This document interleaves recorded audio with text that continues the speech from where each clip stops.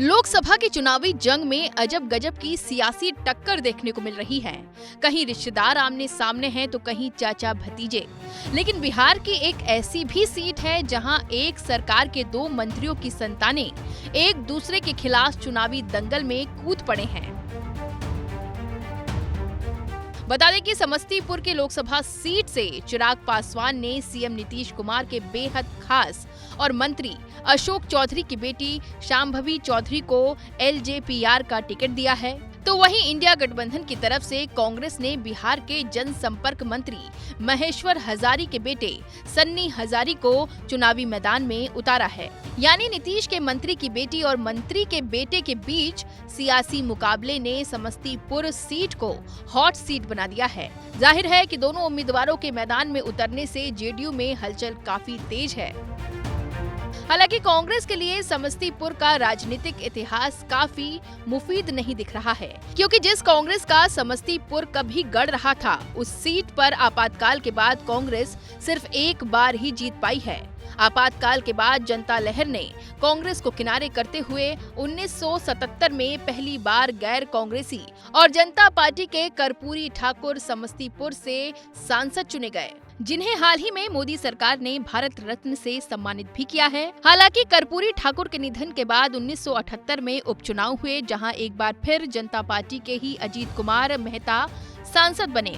1980 में जनता पार्टी के अजीत कुमार मेहता दोबारा सांसद चुने गए। हालांकि 1984 में रामदेव राय ने कांग्रेस को एक बार फिर जीत दिलाई, जो अब तक कांग्रेस की आखिरी जीत रही, क्योंकि 1989 और 1991 में जनता दल के मंजय लाल कुशवाहा सांसद बने। 1996 और 1998 में जनता दल के अजीत कुमार मेहता ने जीत हासिल की।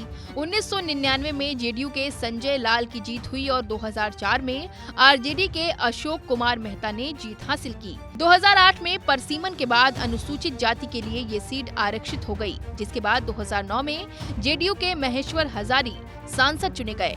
वहीं 2014 और 2019 में एलजेपी के रामचंद्र पासवान ने जीत हासिल की। हालांकि 2019 में रामचंद्र पासवान के निधन के बाद उपचुनाव में उनके बेटे प्रिंस राज ने जीत हासिल की और 2024 में एक बार फिर एलजेपी ने अपना उम्मीदवार मैदान में उतारकर अपनी मजबूत दावेदारी पेश की है। हालांकि चिराग के उम्मीदवार के खिलाफ जेडीयू नेता और नीतीश कैबिनेट के मंत्री के बेटे पर कांग्रेस ने दांव खेलकर समस्तीपुर के मुकाबले को काफी रोचक बना दिया है।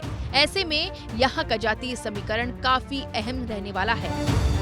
बता दें कि अनुसूचित जाति के लिए आरक्षित समस्तीपुर लोकसभा सीट में करीब 18 लाख मतदाता हैं, जिनमें से करीब 20% अनुसूचित जाति के मतदाता हैं। वहीं सवर्ण 16% और यादव करीब 11% हैं।